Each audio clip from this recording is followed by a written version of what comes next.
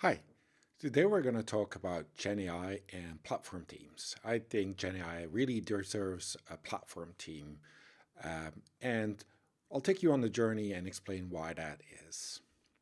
Who am I? I'm Patrick DeVops. I'm one of the co-authors of the DevOps Handbook, and people kind of know me from my DevSec and Ops background. I try to be the independent kind of consultant and the voice in the industry. So, whatever you see here, the tools or whatever, I have no specific affiliation with them. And I try to level up engineering both on the organizational level and on the technical level. But enough about me. So I have gray hair, and over the years, there's been a fair share of new technology that came into our companies. There's been the internet. Yeah, I'm that old. There's been moving to the cloud. There's been mobile, DevOps as itself, mini revolution, kind of how people are working, agile, and now the whole AI and Gen AI. So how does this typically happen that it's getting introduced into a company? So first thing, people look at a use case for the new technology and they take a simple one, maybe something they can achieve quite soon, and they kind of try to understand what it can do. So typically a one team goes in, with DevOps, they call it the DevOps team. With Agile, they call it the Agile team. There's always kind of that one spark team that acts as a change agent for something new. And then one that gets going, we kind of make it work. We change things in our org. We connect wires where we have to. We kind of embed the new technology for the first time into the organization. And that takes time, but we can learn a lot from that. And that's kind of our pilot or MVP that we typically introduce with a new technology. After that, we kind of learn on how we can kind of scale this out. Technically, we abstract things away. So, typically, as we did with the cloud, with some coding, with infrastructure as code, and we build a platform, Kubernetes, and it doesn't matter. So this is a pattern that we kind of abstract things away because we want to ease the burden on the developers so they don't have to learn all the nitty and gritty, but they can be productive quite fast with the new technology. And so to bring that to the teams, we find champions in those teams, the ones that are really, excited about that new stuff, and we kind of bring them the news, we feed them with information, and they kind of are our change agents that spread this across the org, what we have as a new technology. And once people start kind of scaling this out from one team to a few teams to many teams, there's going to be patterns of reuse that we start noticing. We use those golden paths, paved roads, to kind of like bring them to multiple teams that have a standard way of working with the new technology to scale this out. And with this new technology and those new patterns, we educate the teams to become better, to use those kind of paved roads, the why they were like that in the organization, why those decisions got taken in that way. And then ultimately, we keep measuring this change and the rate of success, how it's being, kind of spread across the whole organization. But we put guardrails in place so people don't shoot themselves in the foot with those kind of new technologies. The guardrails, kind of the safety nets, the circuit breakers, just to make sure that, if somebody is not well versed in the new technology, they don't do things that kind of hurt our organization. So if you look at this, this is closely related to a platform team. To those kind of new to this concept and maybe come more from a data concept, it is a way that how kind of teams started organizing themselves. First, dev and ops were kind of like two big silos working against each other. Eventually, over time, we adopted the concept of feature teams, where each of the teams were kind of focused on parts of the product. And in order to scale it out, there needed to be like a central system that put some of the reusable components in place. That is sometimes to be referred to as the platform team.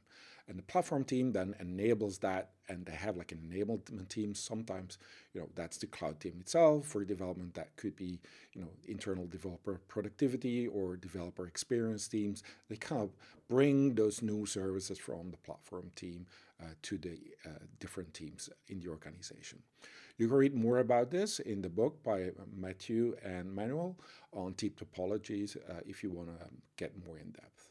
And there's a few ways of collaborating. There's the actually collaborating physically, and then scaling this out is sometimes, brings the same service with documentation and makes it as a service, so it becomes like self-servicing to different teams, and the close collaboration is more for the exceptions in those organizations or those kind of like topics that need to be taken care of.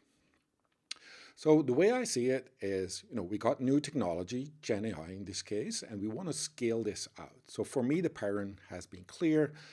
The way we do this is, when the change and the first change teams are kind of ramping up and they kind of have like a stable setup, you start thinking about a platform team. Once we build those kind of services, we want to bring them to the different teams. We use that enablement for that. And when we have everybody using, we also put the guardrails and the rules in place to use the new technology, sometimes referred to as governance, we put in place. Okay, first topic, platform. So what goes into a genAI platform? Well, for that, we need to know that what goes into a genAI application. There's some code, yes. The prompts are something new. APIs we already had. And then there's some frameworks that glues this all together. And then obviously some LLM models or some other kind of machine learning tasks. Data we bring in, and all of that together goes from the request we put in, the app responds with a reply. So speaking of models, there's been over the year and a half kind of an explosion, and obviously it's even sooner those models existed. And people have a hard time choosing a model, and every day there's still a new model. So it is not like strange that we're struggling with, but this is probably the first request you'll get as a platform team or an infrastructure team. Can you expose some of those models? Can we run some of those models? And you can choose between a SaaS solution, kind of like OpenAI, Bedrock, Google Vertex, and most people try to, in the enterprise, not use OpenAI, but obviously they were the first, and sometimes they're still used. But you can also bring your own model that is not a SaaS provider. And some of the solutions actually provide a unified interface, and they say you can use one model, you can use another model, in this case, Jurassic, Claude, Stable Diffusion, and you use kind of the same API interface to kind of like interact with those models. So, you run the model, either a SaaS or one of the open sources ones. There is a unified interface of dealing with those, and you continue to bring that into the infrastructure. And there's public and open models available. So a typical tendency is that, we're going to only support one model. Reality is you're going to have like a multitude of different models that actually fit a specific use case. The purpose is important, so you kind of have to pick, is this something better for text? Does it like deal with voice? Does it have vision? So you kind of have to understand what the use case is to actually bring the perfect model to those. So you'll probably be dealing with a bunch or a zoo, it's sometimes called, of models that you're serving up to any of your developer teams. And open source is really getting good, so it is a viable alternative. Sometimes you want this and you can't use a public provider as the SaaS. So definitely there's solutions out there that kind of get onto like the same quality of some of the closed source providers. The next thing that you're going to have a question for is a vector database. Now, what is a vector database? You might be new to this. Think of it as an index. Well, we know indexes from a database, from a search index, but this is like all the unstructured data, PDFs, Word, your chats, and so on. They also need to be indexed. And this has a special way of doing this. It's called embeddings. And this kind of indexing mechanism to retrieve the right data and to index the data where it is called a vector database. I think there's a tendency between having a specialized vector database in the upper left quadrant, or more and more you see kind of this solution being built in the traditional database vendors that, next to time series, structured databases, they also have like vector databases built in. So that's kind of emerging now over a year. And then to get all that information indexed, sometimes you need connectors, whether that is your Alfresco, your Confluence, your Jira ticketing. There's a lot of connectors that kind of bring this in. And you'll sometimes hear the word RAG, kind of retrieval augmented generation. Basically, it's fetching the data from all these sources. It understands the sources, it understands the format of the sources, and it brings that into a prompt. So it's likely something you'll be opening up to developers, whether you expose kind of the services and the data sources they're allowed to use. And then if you want to get really fancy, you might already get into agents as a service. All of the major SaaS providers are already providing this as a service for people to run their own agents. Now, I told you that there's multiple ways of running things. There's multiple, maybe a unified way of dealing with one of the vendors, but there's also an abstraction proxy. So if that is something useful for you, that you have one API and you can easily switch across model. Think of it as the multi-cloud, multi-model, multi-vendor. You probably will have to bring in an abstraction proxy. This is also very good in a way that it kind of transforms all the outgoing requests to a single point that can be controlled from a more security point of view. So, and that is also less prone for change or impact if one of the SaaS providers does some changes. And then obviously these things cost money. So maybe you want to implement some caching so you're not doing the same operation and query over again. So there's caching infrastructure on top of the models and the requests you can bring in. And, there's obviously, if you have infrastructure, you need a way of monitoring its health. And the traditional kind of providers will get you the metrics like, request delay or cost. But I would call these like the traditional metrics. There's much more that goes on in these kind of metrics for the models. Time to first token is very similar, time to first network byte. And there's a few other like latency, throughput, how many requests can you do, things you want to measure. It's a little bit different than API calls. It's very typical to the LLMs as they were talking. And so you want to have like all these metrics flow to you. People have in the same thing as open telemetry, have kind of like open telemetry, kind of a standard way of sending these things to your monitoring providers. And, if things do not go well, there's the need for tracing, much like API call tracing, because it rarely is one prompt that goes on. So you'll have to provide not just the infrastructure. Think of this as your observability stack and the developer and the debug stack that you need to provide when people are calling these things. You don't want them to set this up, per team. You offer this service like you offer your own monitoring service to the developer teams. And then you can do evaluations. You can check for the quality. It's not just about how fast, how costly. It's also like, are they on kind of consistent? Is it relevant, that being answers? But we'll come back to kind of those quality metrics later in the presentation. And so this continuously data quality monitoring is something you do similar to your health checks for your APIs, is something you do for your data as well.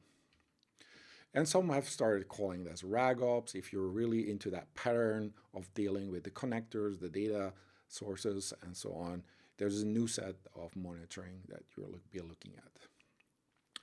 But it's important to know that all these kind of monitoring and metrics are important because you're dealing with production. And we always joke about like, oh, the only place you can see it in production, but we strive to do things in your test environment. But in this case, we don't know what the end user is putting in their prompts.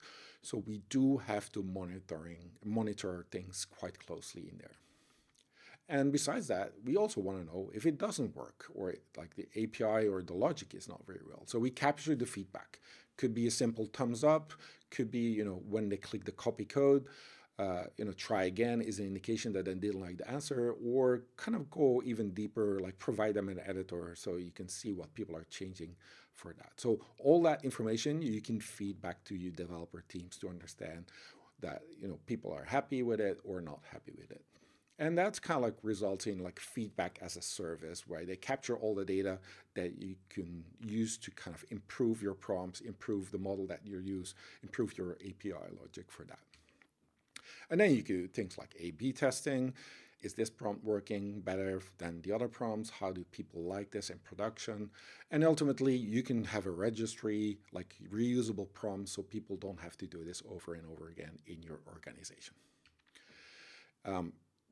Next to kind of prompt registries or like repos, you can also do this with your model, and you register fine-tuned models or self-trained models in a way that people can find them inside the organization, so they're not duplicating the work there. Much like Kubernetes world or DevOps world, the toolset is ever expanding. This is just kind of like a snapshot. It will keep going, but this is kind of the level of infrastructure and platform that you'll be providing. And they're all new kind of topics of things that you're not used to. It's not just an API gateway. It's not just kind of a database that you're providing. There is a new domain that requires a new infrastructure. So second part, we got the whole infrastructure running. Well, you have, not me. And we are enabling the teams to go and use this. So how do you go about this? First step is you have to overcome the fear of engineers to work with AI. They typically think, that it is about data science and it is about, maths and kind of very complicated things. We, with the genAI, are working with integrations. So you have to make that clear. The second thing is you want to make sure that they do not fear for their job when they're doing this. And one of the researchers shows that companies that actually have a learning mentality, always improving things, continuous improvement, they are better designed to deal with this AI skill set threat. So, we want to encourage the people to work with AI and to learn more about this genAI. And we can go, even if they're not building the application, we can get them excited, right? So we can have, make them examples. We have like a hackathon. We can share links about those, typical sharing of new technology and bringing that in. We can make sure that we value kind of new things as a management. We encourage people to build with that. So kind of all that stuff is important to kind of make them excited about the engineering. And we want them to try as much as they can without fear. And one of the ways to do that is that you can provide playgrounds where they kind of like, similar to the public GPT, but more controlled. You create a playground for them to see and experiment with prompts. So that's a cool way of, them learning in a safe environment without leaking any of your information. And then you want them not just, type in the prompts, but connect those with maybe internal data sources that you have so they can experiment some of the logic to kind of work with those. So the kind of, even if product owners can work with this and they can think about their use cases and get excited on, the new possibilities it get, and also get an understanding of the limitations and where the application actually need love. And another way of doing this is that some of the developers actually like a local dev environment. And over the years, there's been kind of an increased way of running a model with good quality on your laptop. One of the ways is Ollama or LM Studio, and they both allow you kind of like to have like a myriad of different models running on your laptop. So it's like definitely in the flow, in the cycle of the developer that they can do fast prototyping if you want to in a safe environment. And eventually you kind of have them even like a visual prototyping tool where they do one step, another step, and kind of go, you go from prompt engineering to flow engineering. So even without having to code too much, this is something you can bring them as a playground. If they really start developing in anger, then there will be a discussion about should we use a framework or not. I'm a big fan of a framework. Any of those will work.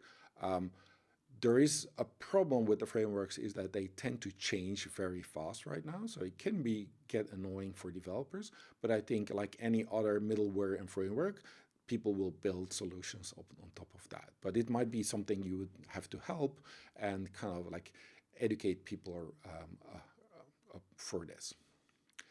And the most important thing, I think, is we've been striving to write more test coverage in code that people start doing the same. Initially, they're very excited about their use case. They want to move this to production. And I've shown you the feedback as a service. That is how you create a test data set, not just with kind of your kind of TDD loop, but kind of bring that in. The input and the output of that genAI application is something that can be tested and evaluated. So that's the term you will use. Learn them, one of the evaluation frameworks. Typically you start with exact testing. Maybe you can find a pattern in the output in the text that it's generating, but you can also ask a helper model, one of the ones that I've shown on Hugging Face. Is this toxic? Is this relevant? You can see how close this is in the vector database, whether that was relevant to what the question was. And you can even ask, kind of an LLM as a judge. Was this a good answer? Did it make sense in this use case?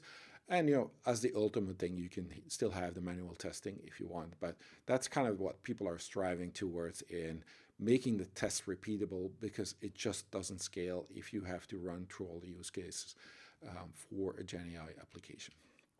And be aware, I told you the models are changing all the time, the prompt is changing all the time, your framework is changing all the time. So there's definitely a lot of change going on. So you have to kind of keep track of where you're using what, in what prototypes, so you know kind of when to change this and leave enough room and advocate that, the things that they did like a couple of months ago probably need some more love to kind of bring up to date with the new standards.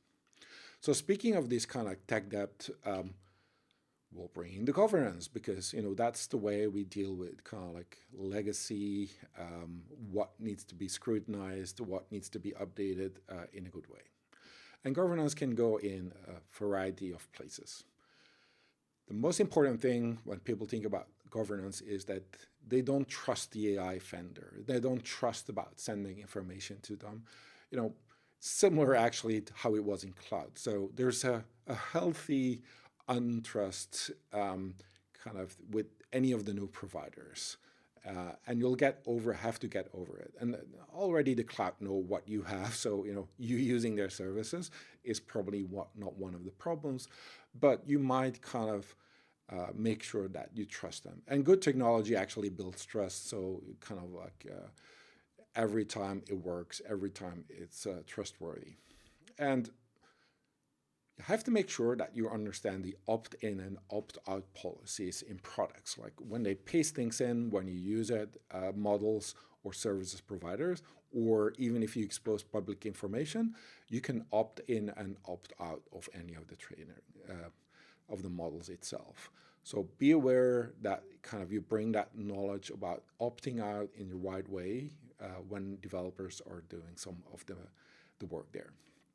And like software, open source libraries, if you're using one of the open source models, you have to look at licensing. Is this permitted? Is this the right way? Some of those models have been actually only allowed for scientific work. And if you use them in your kind of product, they are not the right license to use. So be aware of the licensing, much like you were doing with open source libraries there. And these models also have more detail usually. So you look at model cards. It's a way of describing how the model was trained, what data was used, how it was optimized. So you have an understanding. So I would call that similar to the bill of materials that we are looking at in developer components and security. So that gives you an understanding how it was actually dealt. And maybe sometimes it mentioned things like, oh, there is a bias to certain things. And the bias could be in gender, because it's trained on the internet, and there's definitely a bias towards men. It could be racial that you want to be aware of. So we have to look at these model cards to understand how they've been trained and that you are avoiding any of those problems. So you cannot just have the developers pick a license just for its functionality. You have to look deeper to do some governance on that. And then just using the models and writing the applications, you also have to fulfill and understand in what use cases you're allowed to do what. There's a risk level that is indicated in European legislation. Depending on the risk you're taking for the human, you are allowed to do certain things, but you're also obligated to do certain things. For example, show how the model was trained, how it was used, what kind of use cases it is used for. So kind of be aware of that legislation that you have to comply to also for your governance there. And then you want to make sure that whatever you build is not just untrusting your end user. So it's sometimes referred to as the concept of humble AI, where you say the AI is here to help and not to block people for promotion or not to block people on access on certain things. But it's part of the risk profile that the European legislation actually describes. And then next, you want to make sure that no private information is leaked into models, and you can monitor that kind of during the training. You can monitoring that during your observability as well, that no information is leaked that goes out of the models. And then you can start masking things when requests are being made. So just make sure that even on the sending, there is no information that leaks out. And think of it this as a web application firewall, but just for input and output, your prompt and your result or your completion that you're filtering things out. So this is a simple way of dealing with the kind of POI in there. And it has the similarities. It could be, a simple check. It could be a regex. It could be, much more advanced, like an LLM judging what the output is as a firewall. And you're able more and more to configure guardrails as a service where you can put like hate speech or other things that are getting blocked or your biases that actually are being blocked. So those exist as a service and is part of your governance when you kind of bring the proxy and your filtering in place. And then for making sure that nobody is allowed to do like certain queries they should not be doing or results that they not should be getting, there's kind of make sure that you're protected against prompt injection, similar to SQL injection, do the right filtering, do the right monitoring, and put the guardrails in place there. And one thing I want to highlight is that a lot of people think about is like the ChatGPT and the prompt goes in and on. But there's a new kind of also emerging, which is more of a personal AI. Maybe in the company, a lot of your people are using AI for your code generation, in your sales and marketing generation, and maybe they're also pasting stuff in. So that's part of your governance as well, to make sure you understand the tools, that the tools are blessed, that your users actually are educated on the awareness when they paste things in, they should not be leaking things.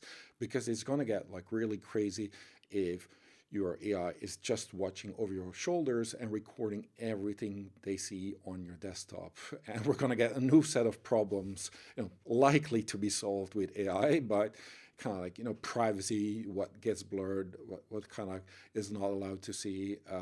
So definitely the security and the governance is just ramping up in that space. So we got the platform, we got the enablement, we got the governance. So my plea is start with a platform team. So where does it fit in? Before we dive into that, I want to make you aware of something called the AI engineer. Think of it as the genAI person that does not have to be a data science person, but understands integrating multiple models, multiple APIs, multiple prompts to an application. And, at a certain point, we call some people the DevOps engineers. This seems to be the industry term that we're going for, which is the AI engineering. And the difference between a typical data science kind of data platform engineer is that they were usually a little bit on the outside. They were getting the analytics, the reporting, something that is not typically used in production. There are exceptions, obviously, people running models in production, but kind of the tendency was that they are much further away from production. So the AI engineer is, in a way, a shift right. not like more in development, but actually more in production, towards production. So that's kind of a new emerging pattern in the organization. And what we've seen is that, data and engineering, sometimes they are separate in the org because of their nature, like in kind of close to production, not close to production. And we see the first data science, because they're close to the models, bootstrap some engineering practices, then more engineering gets added, and eventually kind of they are bolted onto the first use case. And then it needs to become like a repeatable pattern. And that's where kind of the platform team comes in. So the way that I see it is similar to the organization of the team topologies. The platform team supports all the feature teams, but next to or cloud ops or SecOps or developer experience, we have the data platform, and we bring in the AI platform. And some companies like Adobe, they call it the AI experiences team, the enablement team, that kind of bring new technology actually to the organization. And the nice thing of putting them also in the platform team as a whole is they can learn from each other. One team, the DevSecOps team, knows a lot about compliance. Access control is something, the CloudOps team also knows a lot about.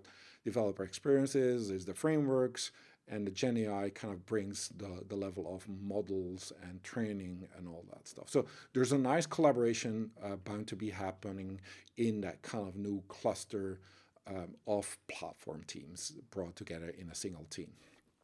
And your maturity level may be, kind of still low. You're still implementing your first team, but we know a platform team will be leveling up and maturing people from, a manual thing we did the first time to something that is documented and repeatable to something that we can automate, and eventually something that is self-service. The other side of the spectrum is that siloed and every team kind of does it on their own, but as I mentioned, the governance actually makes sense, and the reusable components on the enablement also make sense to bring that more central. And so for me, I'll leave you with this, the steps to make it a success. These are the 3 parts. We learn the pattern from other platform teams. I think this is the way to go to bring this in. Maybe not if you're like a 2-person company, then you're doing it all on yourself anyway. But if you're scaling this out in a bigger org, this is the thing that makes sense. And I love to talk to you if you're in your journey about this, and let me know if I can help. You can find me on LinkedIn quite easily. I'm open to any responses there. And if you want to learn more from me, I have all my talks also on YouTube. Find me there, like me there, subscribe me, whatever you want to do. There's a range from DevOps to more visual kind of learning to a whole thing of bringing things into production or demystifying more problems. And with this, I want to thank you. And, we're on to the next thing, and enjoy the rest of the conference. Thank you very much.